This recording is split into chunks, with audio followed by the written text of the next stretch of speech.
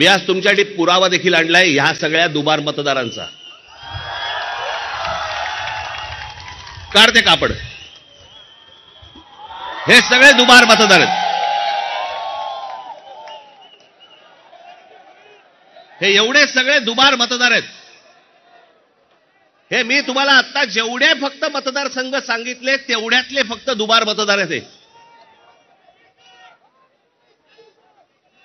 म्हणजे तुम्हाला कल्पना येईल महाराष्ट्रामध्ये काय प्रकारचा गोंधळ येतो.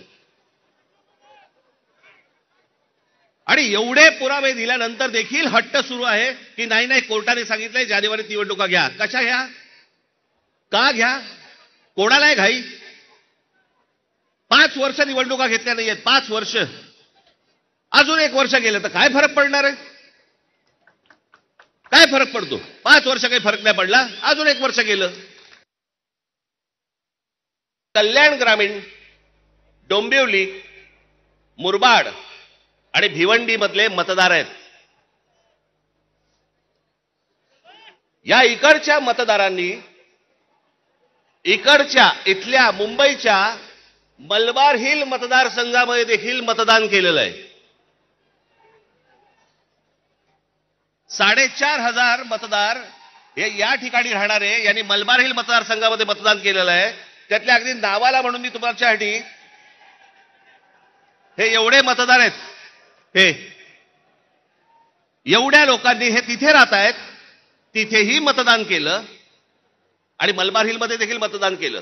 प्रभाकर तुकाराम पाटील, राम महादू भोईर आणि गजानन पुंडलिक भोईर ही त्यांची मतदार यादी आहे.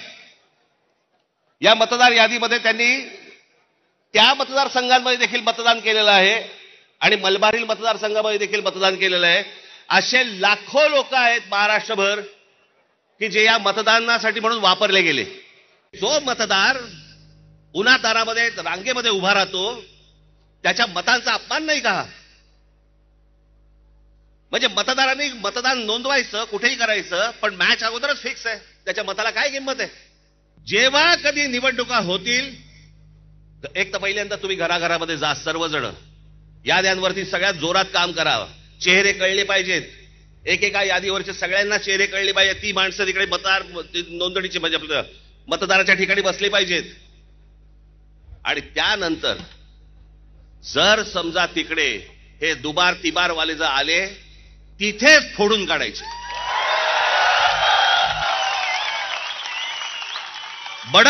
बडवायचे आणि मग पोलिसांच्या हातात द्यायचे.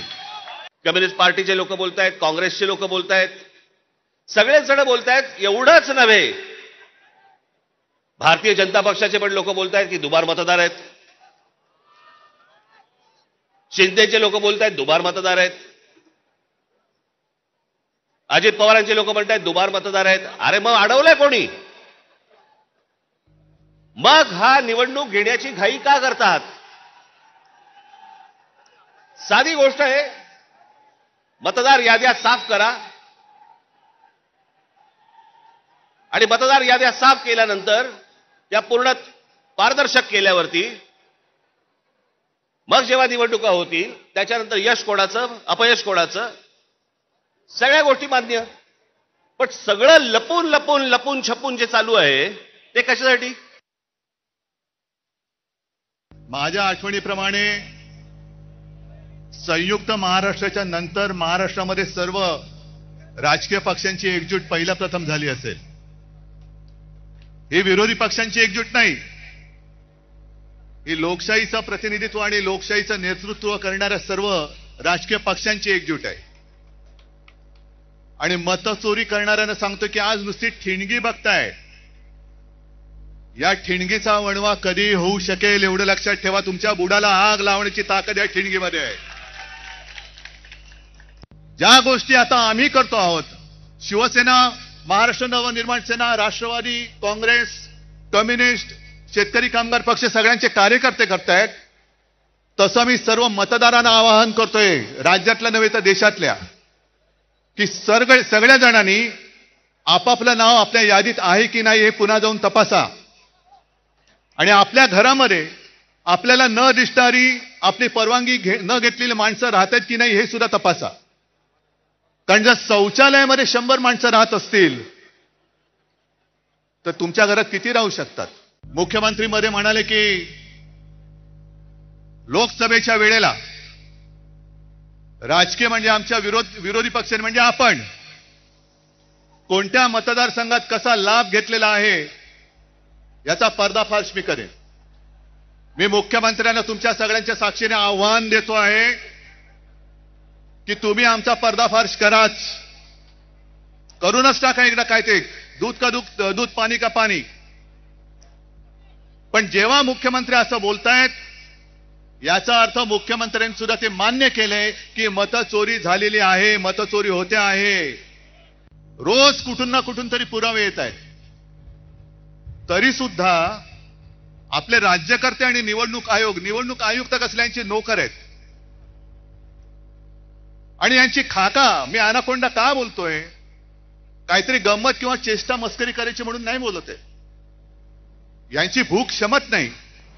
आपला पक्ष चोरला, निशाणी चोरली, नाव चोरलं. अरे माझे वडील चोरायचा प्रयत्न करतायत आणि तेही पुरेसं नाही म्हणून आता मतचोरी करायला बघतायत.